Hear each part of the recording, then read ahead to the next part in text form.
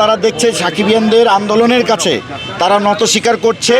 সর্বশেষ আমাদের চলচ্চিত্রের একজন গুণী নির্মাতা, আমাদের মুরব্বী, ওনাকে আমরা শ্রদ্ধা করি, কিন্তু ওনার আচরণ আমাদের সঙ্গে যেটা করেছে সেটা মেনে নেওয়ার মতো না। সর্বশেষ সাকিবিয়ানদেরকে ভয় পেয়ে উনি ওনার ছেলের নাম ইউজ করেছে, বলছে কি আমার ছেলেরও কিন্তু লোকজন আছে, আমার মার উপরও লোকজন আছে। তাতে কি হয়েছে? সাকিবিয়ান কি ভয় পায়?